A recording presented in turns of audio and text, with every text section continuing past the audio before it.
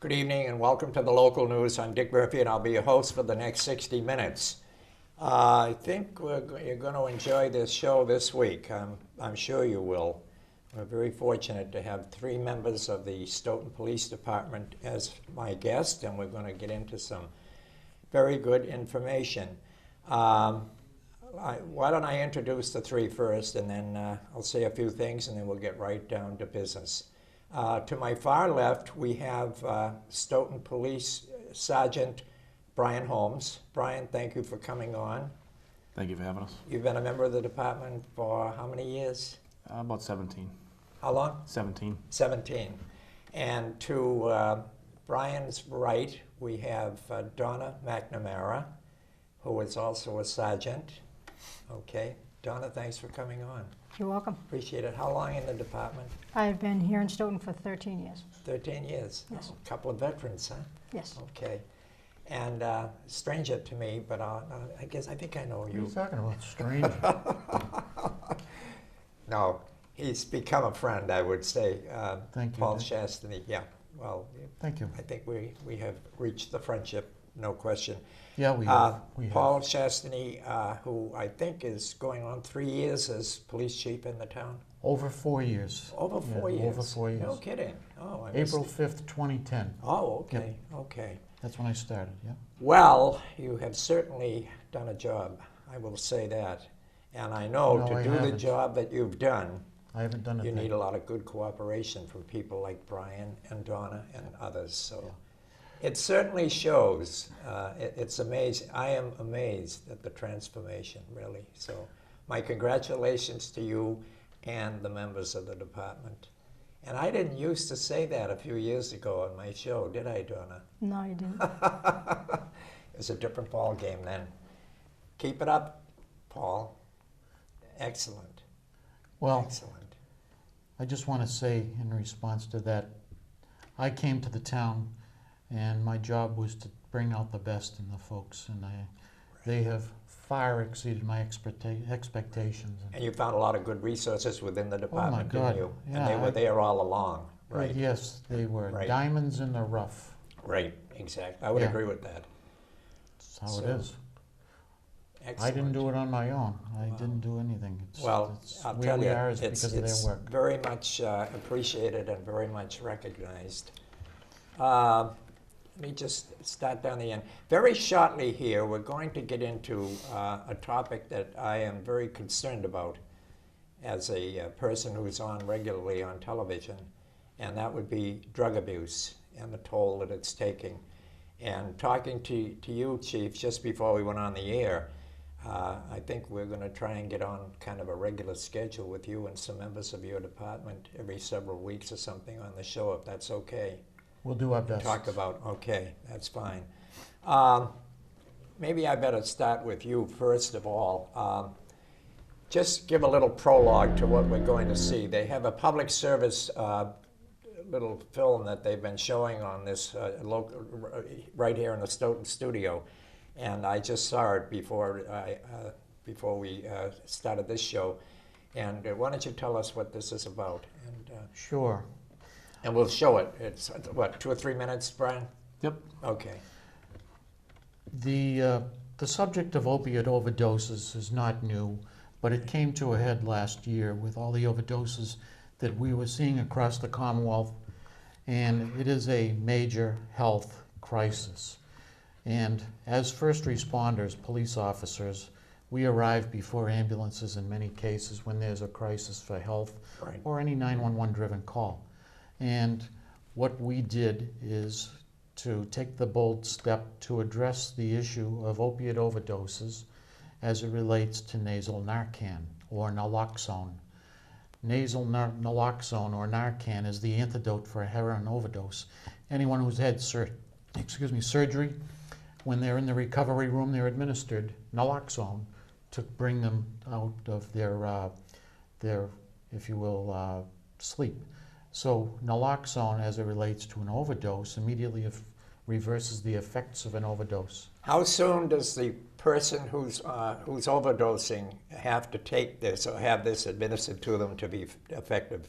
If they still have respiration or there's signs that their heart is beating, we assess life for ABCs, airway, breathing, and circulation. Okay. And what we end up doing is we get there first and we determine that there's still life left in the person.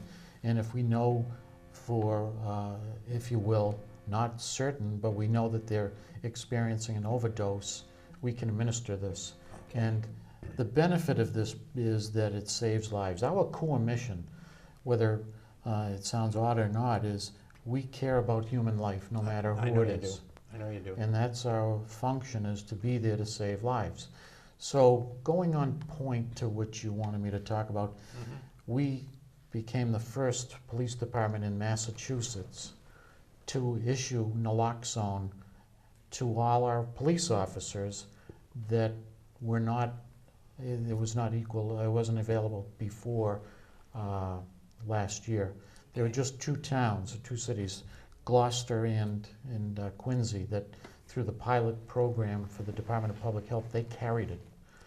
Do your men all and women all carry it? Yes, they do. We were the first in the state, Okay. and what we did is appealed to the state to get the naloxone. We saw 6 people pass away from overdoses just in Stoughton last year. I saw that in the paper. I couldn't And believe that. It's infuriating because the police officers standing there without the ability to reverse an overdose and watch people slip away Right. is the most frustrating thing you can imagine. I would imagine. So they clamored, and we got the naloxone into their hands. Firefighters carry it too, or have it, I presume, Yes. also.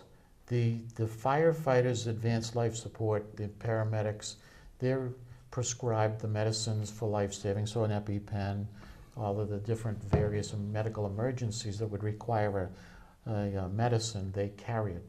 But we couldn't carry it legally without a prescription. So what we did is we pursued the means to get a prescription. So we can talk about that, but let's kind of focus, and I'll show you this video, and we can talk. Let's watch afterwards. this. Yeah, and then we'll. So, right. This, Right. Let's watch this.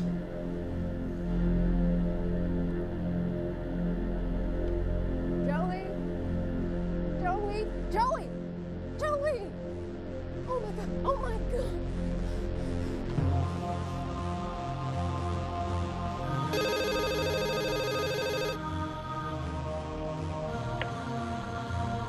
Is on Dakota State, your emergency. 421 Page Street. What's the emergency, ma'am? Is he conscious? Is he breathing, ma'am? No! Is he responding to it all? No! Okay. It is a single family home, right, ma'am? Yes! Okay, we have help on the way. Call Patrol 897. Making way down to 421 Page Street. That's 421 Page Street. Call unresponsive body.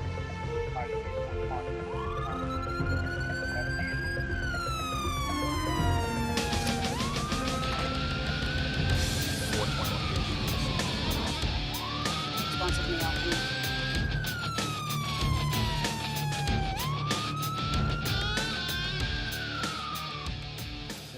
Step Here, over here come and on talk over to here this for me. officer, okay? What's his name? His name's Joey. And how old is he? He's 20 Okay, years I need you to go up front, wait for the ambulance. Joey. Joey. That looks like an overdose. 897 Stoughton. Notify Stoughton Fire, we have an opiate overdose.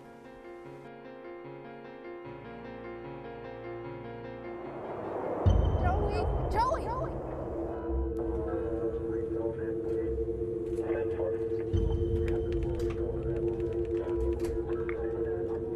Joey! Joey!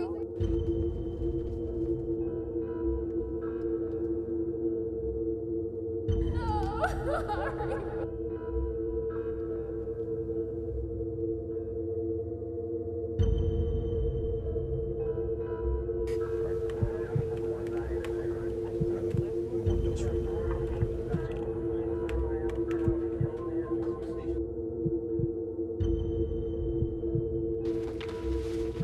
Joey. Joey. Can you hear us, Joey?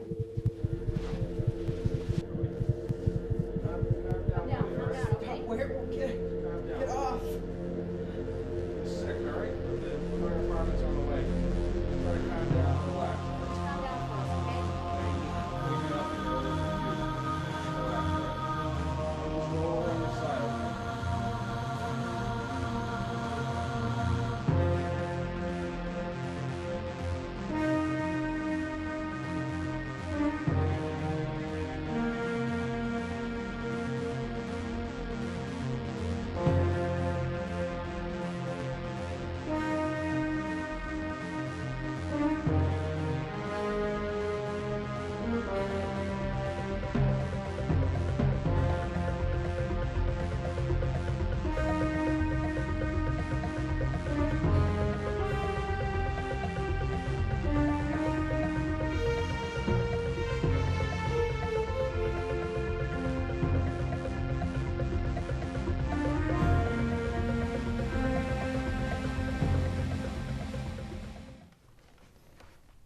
Boy, that drives it home, doesn't it, huh?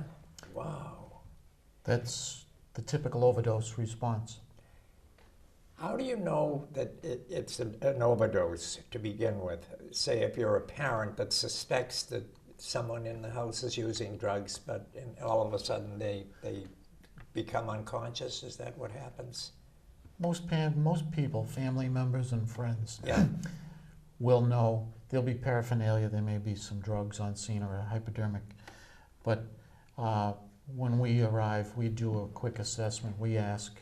Does an and overdose, I mean, does the person just all of a sudden like faint or become unconscious?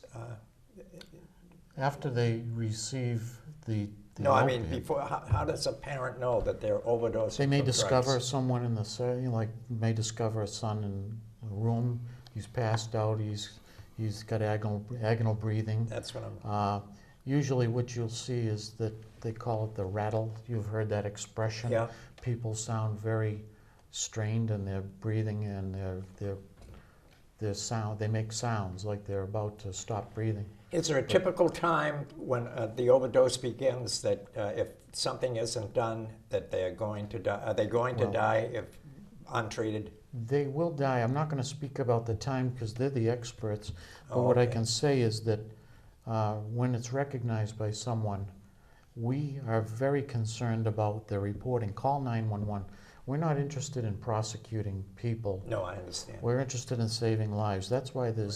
the law is passed where people that Good. report overdoses, we don't go after them because we want to make sure that people live for another day. Absolutely. So How, Brian, can I go to you on this? Sure. You both have been out on these calls.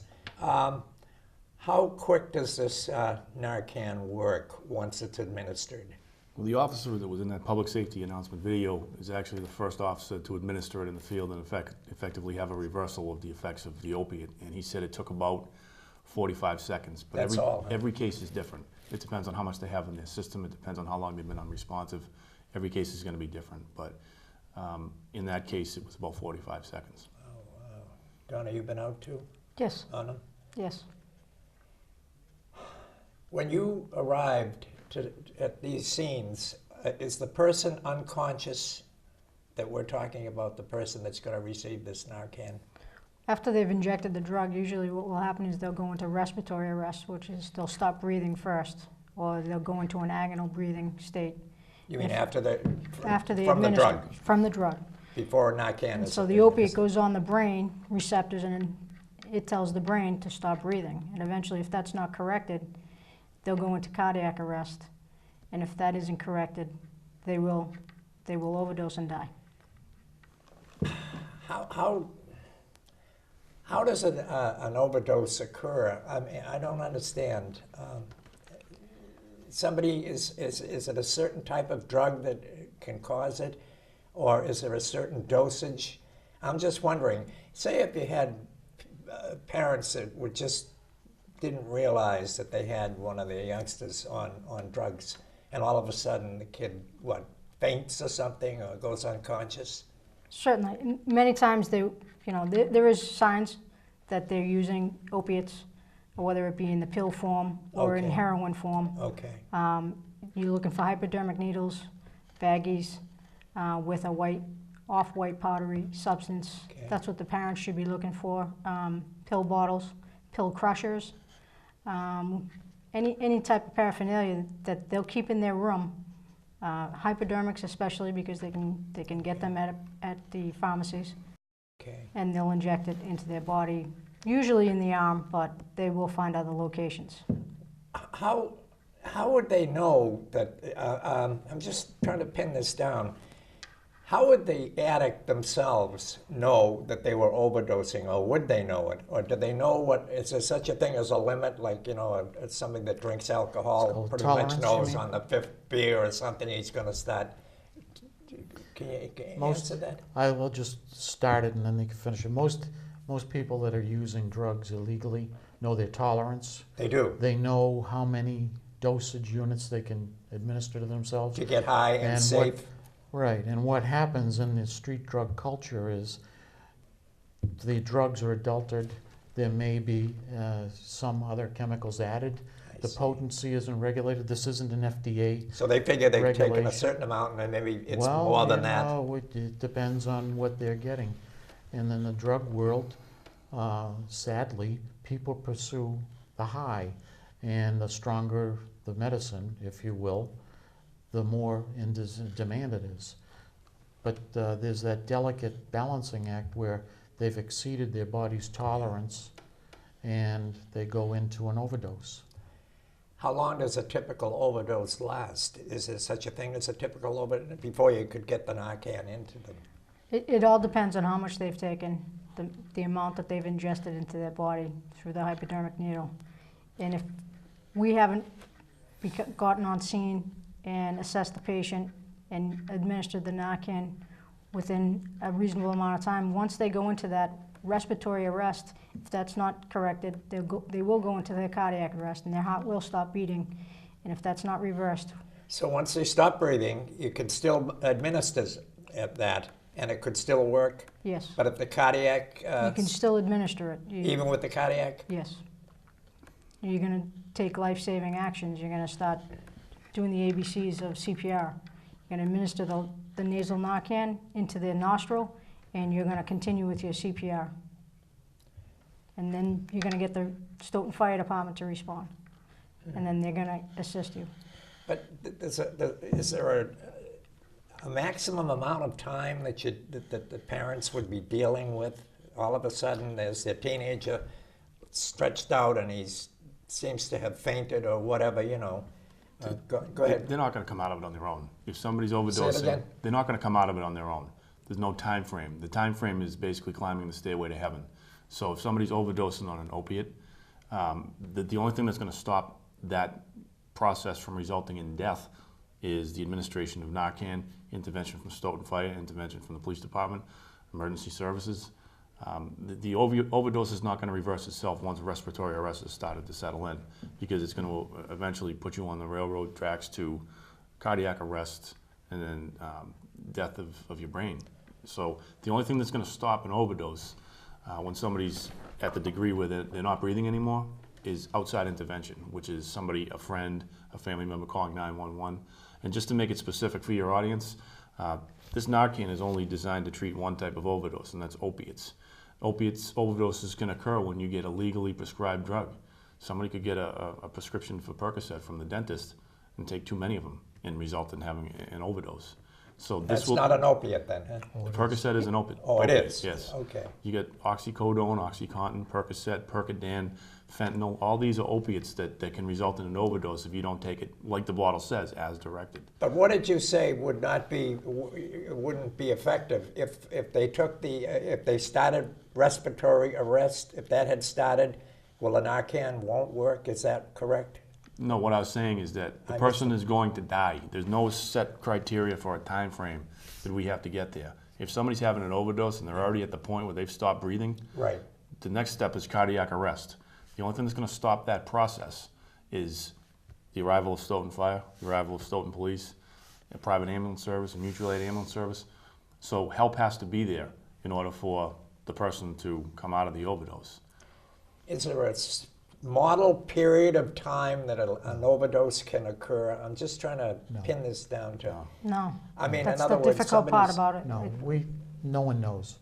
No one knows. I mean, is it quick? Is an overdose quick?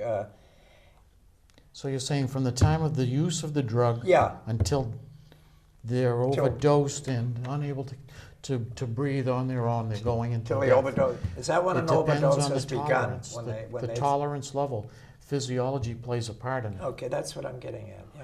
It depends on how much heroin or opiates Yeah. they've taken. Yeah. There's a multitude of things that Yeah. can direct the time frame. It can happen within minutes. But if you get the If call, if you go without breathing for a couple minutes, your heart is then going to stop beating. Yeah. You're not providing oxygen to your brain, and each step is closer and closer, as Brian said, to okay. the stairway to heaven. If you stop breathing, and then your heart stops beating, next Okay. step is you're not coming back unless it's corrected with the nasal Narcan. So if someone is using and takes an overdose and is overdosing and was up in their room alone, say a teenager or a young person, and they start to overdose and nobody's around, they're going to die, right? Yes. Is that the end result of that? Yep. And at what stage of this process does Narcan enter? When they call the police and the fire department. Is that what they use, Narcan? Absolutely. That's it. Fire department uses it, and we have it. Naloxone. Okay.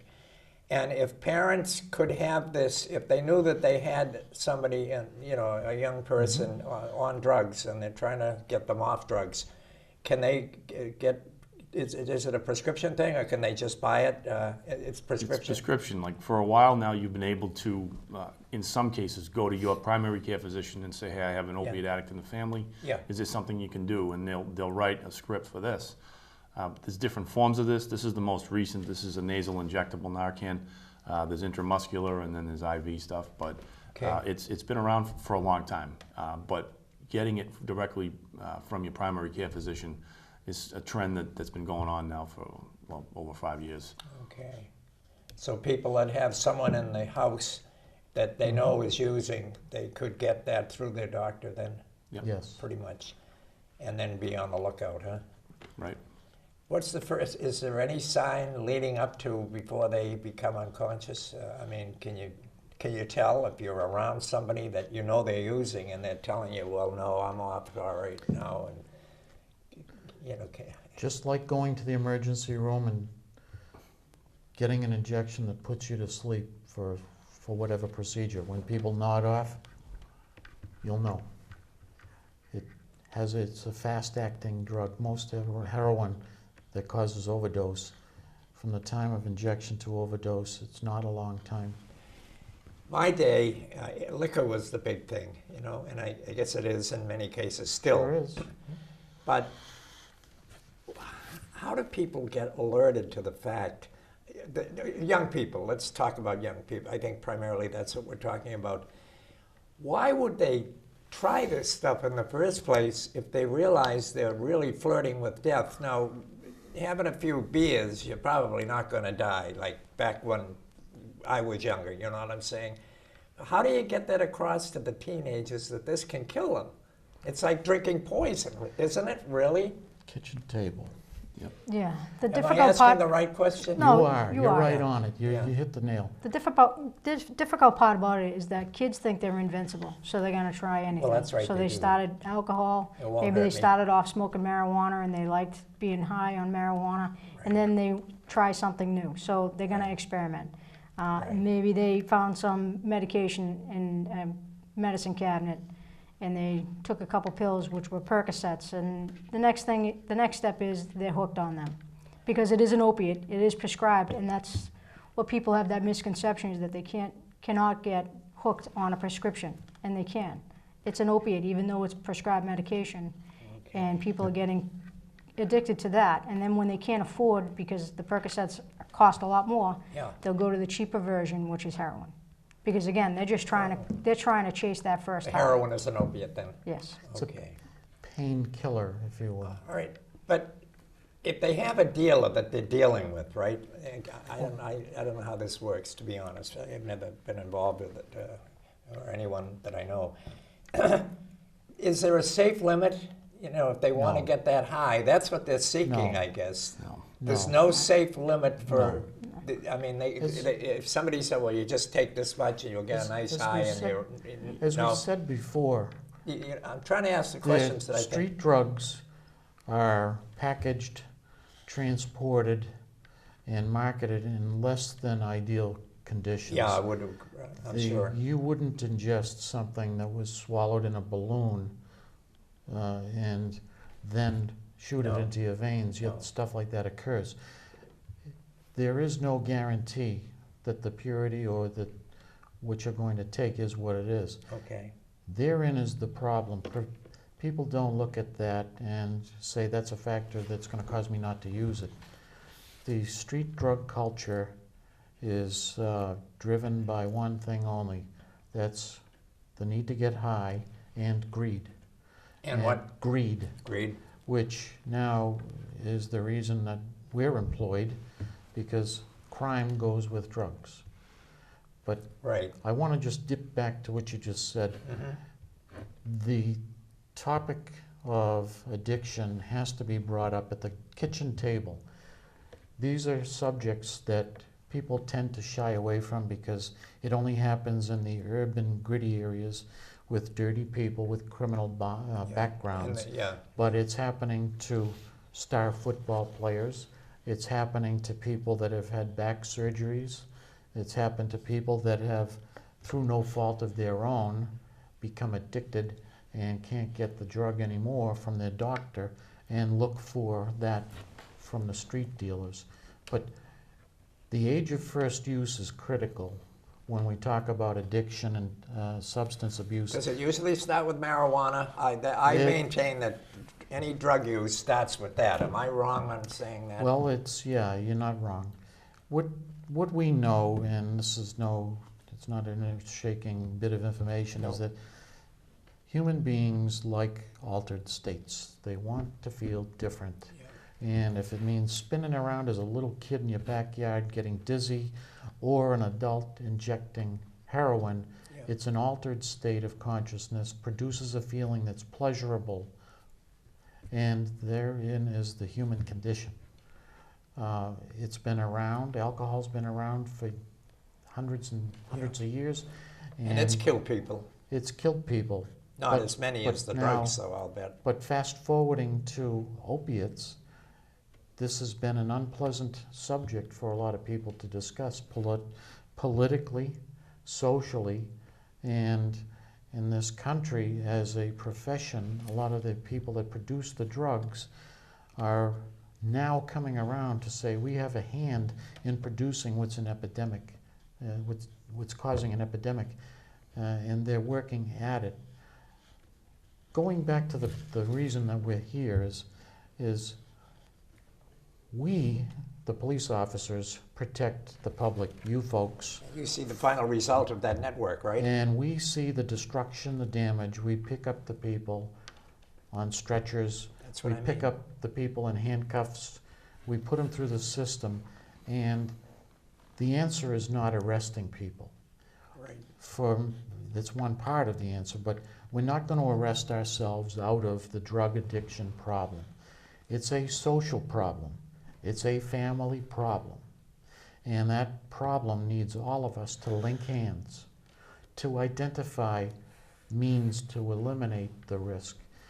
The issue for policing, and what I passionately believe in, and the officers too, is that we play a critical part in this war, and it's sadly, you know, we call it a war on drugs. It really isn't much of a war, but in order for us to be recognized as having a place at the table, we have to be legitimate. Preventing the drugs from getting into kids' hands through enforcement is a legitimate means. Educating families about the epidemic, and we do that in the schools, and we do that with the coalition. Working with our partners in the media, like you, to talk about this subject. This is not the dirty subject anymore. No. When Philip Seymour Hoffman died of an overdose, he brought to light that this is a problem. And now we have to think about it. And what we do is legitimate, and our voice to try to get folks into treatment has been recognized as a legitimate form of policing. Let me staying on that same point, and I'd like to hear from these two over here on it. If you were to buy some rat poison somewhere, I don't know where you buy rat poison, but I guess it does exist, and you had a bottle of it, and it said rat poison on it, I don't think any of you young people would dare to take a drink of that rat poison, would they? I mean, I don't know if I'm making the point right here. I get your point. I know where you're going. You know what I'm saying? And I'm sure that the mother and father or whoever is guiding them would say, and the other kids say, oh, you're not going to drink, don't drink rat poison, it'll kill you, right? Why can't you get the same level of thinking with this stuff that we're talking about, with the opiates? Why can't you get them to look at it and say, oh, that's an opiate, we don't want to go near that, it's right next to the bottle of rat poison? Do you follow what I'm saying? Yep. Am I making any sense? No, you are. One of the physicians that we were teaching with through the different counties for Narcan, he basically said that I, as a physician, am part of this problem because there's too much prescribing painkillers and not enough monitoring aftercare to make sure that the patient is coming off of the medicine. It's too available. It's not just kids, you know, snorting heroin the first time. Some adult gets it, takes it, and then there's still some left over, and the kid grabs the leftover. Exactly, and availability doesn't just mean that somebody can go buy a $10 bag of heroin on the street now easier than they could in 1978. Right. Availability means that it's in the medicine cabinets, it's in the school bags, it's all over the place. So I think one challenge that we have is combating the acceptance of what's going on in the household. One of our school resource officers has stated to a lot of different parent groups, he stated to me that once your kids kind of hit the middle school, the peer group takes a role in parenting. So what's acceptable in the peer group might have an impact on what's acceptable for the individual who's trying or experimenting with what's out there. In my opinion, the death sentence occurs when a kid is brazen enough to try an opiate or heroin, because there's no fear associated with it, because all the peer group is involved in doing it. What makes it so dangerous is the physically addicting characteristics of heroin. If you were to try heroin, your body is instantly addicted to it, and when you start coming off the high, you're instantly going into withdrawal, and that becomes more intense the further you get into the addiction of it. So. But don't you run into, you know, a couple of young kids get into this stuff and they talk to their buddies and they say, oh boy, you got to try this stuff that we've got, you know. Of course. You're going to get a big, how do you combat that? With someone that isn't really, you know, they're going to listen to their mature. friends before they're going to listen to adults. Yeah. And the kids that's say, that hey, peer, like you know, we that got peer a six group. pack in down in the pit, you know, we can drink in our day, you know. Right. I A get six pack, let's get down the sand pit and drink the six pack, you know. I've got 3 daughters, and there was got nothing. 4. So you know what I'm talking about. That's why I'm a hostage negotiator. Save my backside. But anyway, there was nothing that we didn't talk about at the dinner table. I made sure to have dinner with my kids. Parents have to have conversations with their kids. Yeah. And you have to follow their questions, not bury the question with, let's not talk about that. talking about drug abuse, talking about these issues has to happen at the dinner table.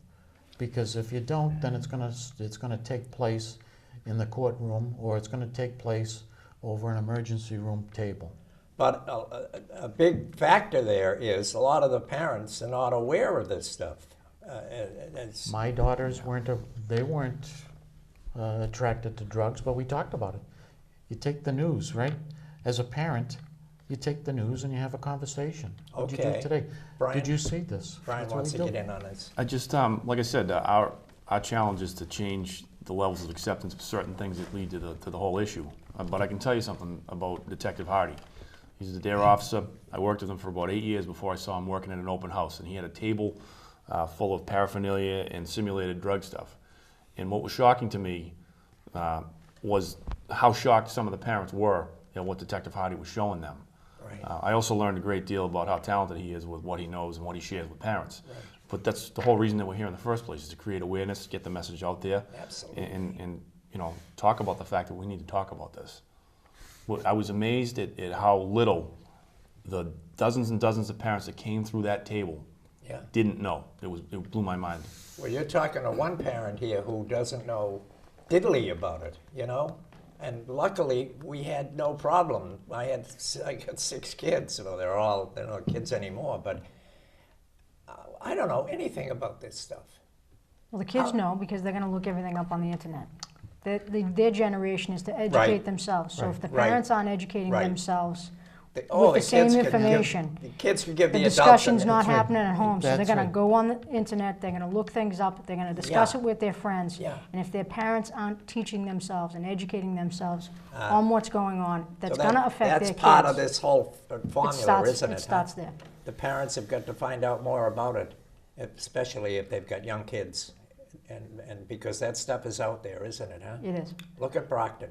Brockton's Right. going crazy over there between shootings and killings and drug addiction, you know, the whole bit. We are, my This philosophy is- and mission is to prevent addiction. Yeah.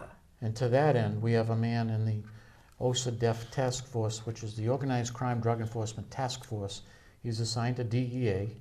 We bring the full weight of the federal government with ATF, state police, FBI, and the DEA in on our drug cases. We go after the dealers. Good. We also try on our other end to go after the users. But in order to do that, we have to commit resources, and we've committed resources because why we're doing that? The answer is drugs fuel crime. No question. Bottom line, drugs fuel crime. Property crimes, almost all property crime and a lot of violent crime is fueled by an appetite for drugs. We've had murders in the town fueled by drugs. Anybody who's out there doing robberies fueled by drug addiction. So we have to double down, address our resources where we can make them count the most, so we don't turn into a town that has rampant drug problems. Money is the big source for the pushes, correct? I mean, doesn't this come from Yes. some big corporations too No. sometimes? You know, the ones Well- that manufacture this stuff? As far as the pharmaceuticals are concerned, Yeah. yes. But in their push to have doctors prescribe the medication, it starts there. But the street drugs, that's all greed. That's all what? It's just greed. It is. So then they're not going to educate the user on how to use I the see. drug. I Okay? see. They're going to sell it to them. They don't. The dealer doesn't care about It's the all user. about money, right? It's all That's about what the it money. is. That's all it is. So how do you? We how do do you- what we're doing. Yeah. We're sitting here telling you what we're doing. This is part of the philosophy. Yeah. Educate people. You got to educate the parents of these teenagers, right? Isn't that pretty much what it starts? Everyone. If it's going to start. What? Educate the parents about what to look for. Educate the teachers, Well, that's what I the mean. teenagers about how to avoid the use, the first use. Right. This is a community effort. It's not a single police effort. And there's money involved, and there's killings involved, and violence involved, right? I mean, it's all part of this scene that we're talking about, right? Right. The everyday citizen is affected by drug use. Whether they're Say it again? The everyday citizen is affected by other people's drug use. Um, Whether it is them being the victim of Yeah. a house break or Yeah. a car break. Yeah. there are many, many people affected by other people using drugs, even if they're not using it themselves. We got some signs here. If somebody's got preteens, what should they be looking for as these preteens become teens? I don't know. My kids are in their 40s and 50s now. What Changes did in you do? Here's the question. What did you do? You watched who your kids were hanging around with. Oh, yeah. You watched what they were doing in school. Oh, yeah. You check their homework. You speak Yeah. to the teachers. Yeah. You want to know But we why were they're- concerned parents. There are a lot of parents now Right, that so then probably aren't. But you know something? It's going back to the basics as a parent. Yeah. Be wide-eyed and watch for the clues. Wouldn't some of the kids that have seen the light, can't they have some effect on kids that are thinking maybe they ought to try it but haven't really got involved in the drug scene? Do you know what I'm saying? Do teens help teens? Oh, yes. There still rather is than a just infect stigmatism. them? No, but there still is a stigmatism. So there are many families that may have a member of their family that is an addict, and they don't want to put that out there in the public. So there is still a stigmatism that we have to get past as a public Right. to that this is an addiction, and they need help to get past But I the mean, addiction. forget. Let's just say you've got a family with kids that nobody has gone near drugs. Can't they talk to kids that are Well- maybe just starting to experiment? Well, they do. They do The already. good There's kids. this- I hate to say the good kids versus well, the bad kids. but- National Honor Society. There's peer counselors. Okay. There are, So there are- that's a factor that can there help. are some fantastic Okay. avenues for kids to get That's what involved I'm- with. The whole thing seems to be, don't let them start. Once they start, Right. they could be on that Right. track and that That's right. trail, you know. So the that age of first could lead use, to if you death. delay that, the kids will become more educated. They'll start making better decisions. Yeah. So you don't want your child at there's no one 14 answer, though, is picking up a needle and Right. using a needle. Right. When I say that, injecting themselves with heroin. Do you find in the schools, like high school, let's talk about Stoughton, drugs being passed around? I'm sure you have to kind of keep your eyes open for that, right? I mean, isn't this where it starts with young people? I don't think they're Yeah. going into the Every- nursing homes, right? Let me preface it without identifying any schools. Every school has a population of people that are inherently at risk of abusing drugs. Right. Therefore, we work in partnership with the schools to do searches. Yeah. And we also work with the school resource officer. That's why when I came here, my big push was to get 2 more officers into the schools. We've Yeah. done that. Yeah. They're the early warning sign or system when there are kids that are falling off. They can interrupt and intercept them. But yeah, we do the searches in the schools, but What was the thing that they used to have? I can't think of the name of it. They used to, every school had, what was it? They had somebody there that. Dare officer? That Dare was- officer. yeah, the that- dare officer. that was- Now they see, all of a didn't sudden they work. seem to say, well, that's not working, so they don't have them anymore, or do they? Well, we use it in the school resource officers. We use Right. the abilities of the school resource officer for many different things, not But just drug. there's drug no prevention. such thing as a dare officer in the schools. nowhere around. is there. What's Right. that? Nowhere there. I don't think there's a dare officer anywhere. Why Because why the- did they decide that that's Because not it worth it? showed after a long study that it didn't to do anything to return, I shouldn't say return, but to cause kids to stay away from drugs. Really? And I watched it come into being and phase out where I used to work. And one of the comments that every DARE officer said was, you just can't do it in one grade and expect that lesson Yeah. to hold through the successive grades and into high school. It's something that almost every year it has to be part of the conversation because kids' brains are still developing, their value systems are changing, and if that influence of a good DARE officer or model is there, you create, if you will, more resistance to that. Well, And we it's not have there in with the- Stoughton 1 or 2 offices that are in the schools, right? I believe. 3. 3, okay, all right. Don't they pick up things from kids? I mean, they know their way around kids. Can't they get an idea who's doing what and also get the word out to the kids? Don't get involved. I mean, Oh, they do. they must be real deterrents, aren't they? I would think. you know, if the kids like the guy, the cop, they're going to kind of relate to him and maybe tip him off. But What you're talking about is MIC. exactly my focus, prevention. Yeah, yeah. Identifying the You kids don't want to at go risk. there to talk. Yeah, you get Well, the type of cop that can talk to kids. They and can't yeah, all talk to kids. well, We know that. That's where we're all unique. We bring different talents. Right, I And understand they're that. talented. And that's the whole point of having them in the school. Or they pick up info and, you know. Well, and they turn, I mean, they prevent problems from occurring. Yeah, When that's you what I'm hear getting something at. from a student who passes you a note that there's going to be a fight, Yeah. and then the officer intercepts and does something and gets these kids from fighting, or whatever it may be, a problem at home, that is a huge benefit. I don't like measuring statistics to show success. In fact, I think measuring statistics shows our failure. Mm-hmm. But we have no mechanism to show success in prevention. So here it is. I'm putting those people into the schools, and I know they're preventing addiction, they're preventing truancy, Oh, yeah. they're Oh, preventing I think abuse, that's they're the front preventing line, I think. bullying, they're preventing Yeah. dating violence. Oh, the And- more the merrier, I and- think. And that's what people expect We didn't from have them in us. our day. We didn't need them, though. We really didn't. No, but society has changed. Oh, I know it. I know it has. I know it has. Today, I'll just take liberty and say, policing today has more challenges than it ever has. We have these things that have cameras in them. People record what we do. Everything that we do You're is right. on stage. You're right, Paul. Public spectacle. Yeah. And we have to be on our game. And we like it. We work well with it. Making some great points here. Brian, we've got about 11 minutes left in the show. What advice would you give to a parent now who's watching this? And we get a lot of people watching my show, I know that. And even some teenagers probably look at it occasionally. What would you say to these people that, let's say, a couple of, what would you say to the adults and to the teenagers that are listening to this? You have no choice but to be involved in the lives of your children.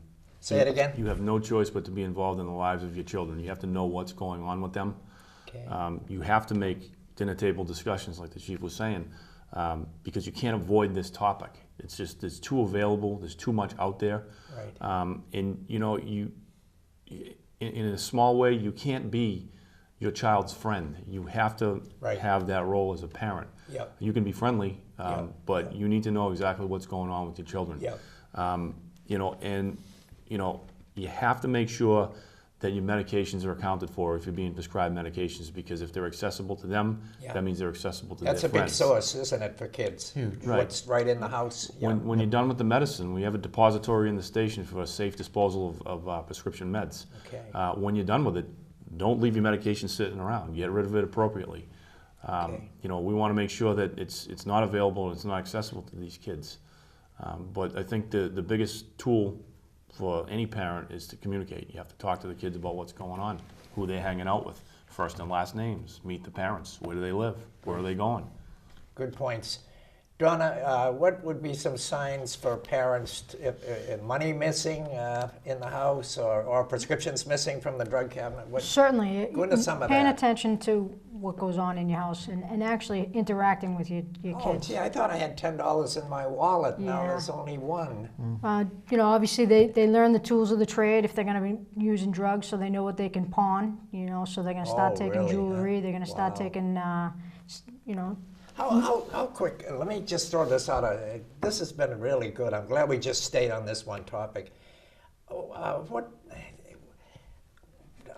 don't know. Go ahead. I just lost my train here. What does a parent do? How can they get at it? How can they determine that the kid is starting to experiment? I mean, what do you see? well, they can always go to the pharmacy and get a drug kit and ask them to take a drug test. Well, that. If they're that suspicious of their No, child, but what start would off be with the that. signs around the house if you got a couple of kids? Items missing, teenagers? their electronics missing, or they say they lost it somewhere, and they're Because they selling need it. money to buy the stuff, right? Correct. That's right. Yeah. So they taking items that maybe they got as a gift for Christmas. Oh, and now they don't and have it and anymore. now they I don't guess I have it lost it anymore. or something. Yes. Yeah. And so if they have a younger adult that they're buying the drugs off of, they're gonna use that, or they're gonna have someone that is old enough to go to a pawn shop and pawn these items to get the cash to buy the drugs. What do you do with the kid, we're down to 8 minutes, but what do you do with the kid that now has a drug problem and it's known? But he's still living at the house. What do you do for that kid? I'll throw that to you, Brian. You know, they're still your child, and Oh, I know that, If you yeah. do have a child with an addiction problem, like I said, you can't drop the initiative to still be their parent. Right. And you need to know that you're dealing with something that's now become almost like a medical issue. Okay.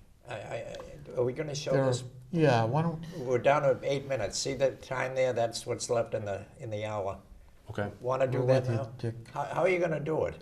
We can just put a mannequin on a table and show you what it would Okay, look yeah. like. Why don't we do that? why don't we explain what we're going to do? Mm-hmm. What you're gonna see is the application of naloxone. We'll just presume that this mannequin here is an unconscious person that may have overdosed. Okay.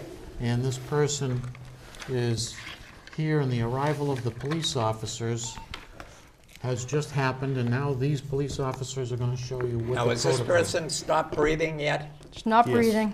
Not breathing. So, as we arrive on scene, we're gonna check for assessment, see if they're breathing, give a sternum rub, check for a pulse. Okay. None of that's taken place. So Sergeant Holmes is gonna start with giving them breaths, as I put together the nasal naloxone That's just kit. giving them breaths. That's What's just- that, oxygen? No, It's that's- Room here. just room air Oh, okay. through a bag valve mask, which gets right into the patient. Okay. Okay, this is an atomizer, goes right on. And now you got your vial of naloxone, okay? So it's just Okay. like this. And all you have to do is plunge it into the nose. The stuff is in there now? It's already in there, squeeze it down, Where are you? right into the nose, Oh, in the nose. Okay. okay? And as you give How much do you do?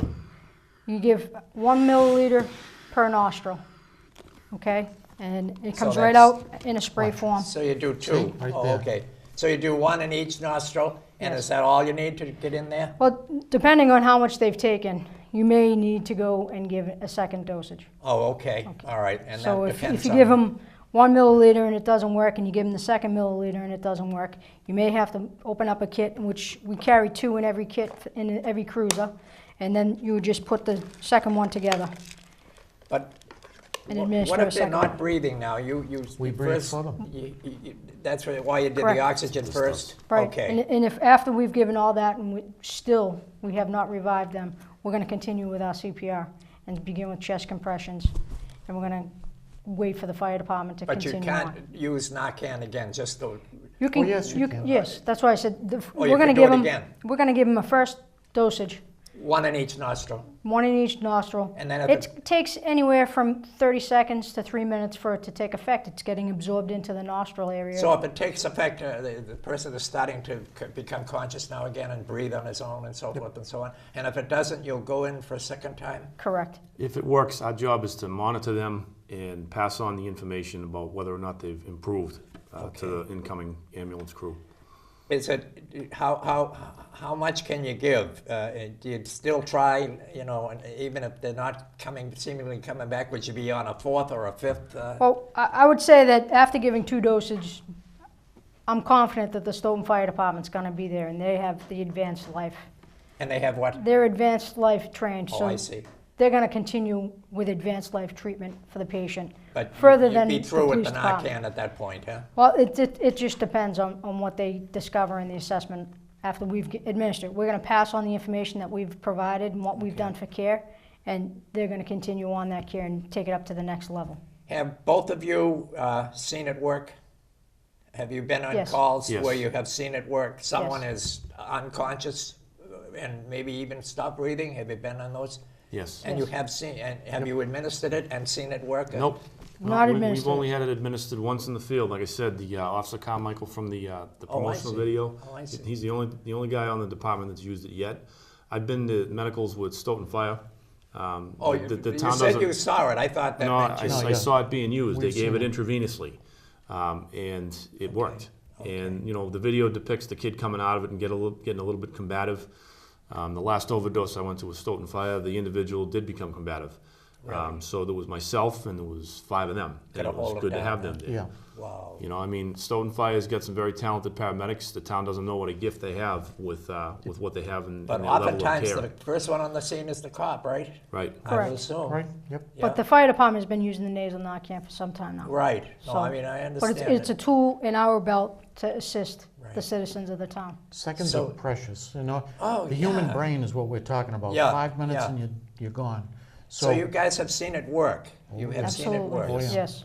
And they stop breathing and now they come back and Correct. then what do they take them to the hospital or something after that? They're gonna take them to the hospital because even though the Narcan's been administered, and what It's it not a does is cure-all, huh? it knocks the opiate off the receptors in the brain, but that opiate can go back onto those receptors, so But that's it's why still they're in the bloodstream. transported. So they'll take them into the hospital And then they're get monitored it out, there. totally out of their system, out of their brain, whatever. Correct. But if you don't catch them at the right time, have you seen one die? Have you Sure. been on a Numerous. call? You Yeah, have? many times. Yes. You have seen, you Yeah, have been you- there and saw the person? Yeah, you don't know Yes. what frustration is when you Oh, can't do wow. anything and you watch people All three die. of you have seen that Yes. happen? Yes. Yes. Wow, that must stay with you. Several times have you Well, seen yeah, it? because Yes. like I said Where they before- actually die? Yes, yeah. Oh, man. When somebody dies and you know you could have done something about it, that's a big problem for us. Why don't they get a public service thing on that? You'd have to get somebody's permission. Showing what? some teenager actually dying. Would that be effective? Well, I mean, I don't I'm not know. sure I want to do that. I know that. I don't know if you're right. You know what I mean? We Yeah, I already do know what you mean, right. We already know people die. Yeah, but I And- mean, to see it, Well, you know. that walk in my shoes saying, we're trying to show people that we care about people. Yeah. If we're going to be legitimate in our No, I'm war just on saying, drugs, though, we got to show if prevention. you had a situation where you had somebody with a camera and you're there trying to bring somebody back, no? I don't think so. You You know, don't? No. I think You wouldn't the- have to identify, well, No, you know, it's a great thought because what you're trying to do is wake people up from this sense yeah, of yeah. it's not going to happen to me. That's what I was Well, thinking, yeah. It does happen. Sometimes if you see it, you know, It does happen to good people. yeah. Good people Oh, get yeah. addicted. The PSA, like I said, it is a pretty realistic depiction of an actual overdose. Right. You know, obviously that kid's an actor. The Oh, I drugs see. were fake, but they show the paraphernalia in there. They Okay. show what the stuff looks like. So Okay. it's the best we can do with what we have for now. Just, we got 1 minute left. Just say one thing. Just give a little, 1 or 2 sentences each of you about the drug thing. This is a good tool. The Narcan is a great tool for us. We just want to help. We're happy to have it. Okay. Donna? We have a lot of very talented police officers that work very hard, and this is another thing that we use to help the citizens of the town of Stoughton. Last word, Chief, 40 Dick, seconds. thank you for having us on, and I want to thank the people in the audience.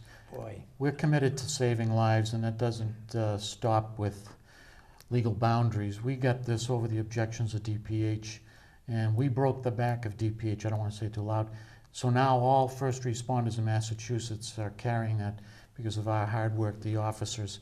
So we're very fortunate, and I just want to say thank you to Well, the audience. I'm in my 30th year, as people know. I remind them every year, every show practically.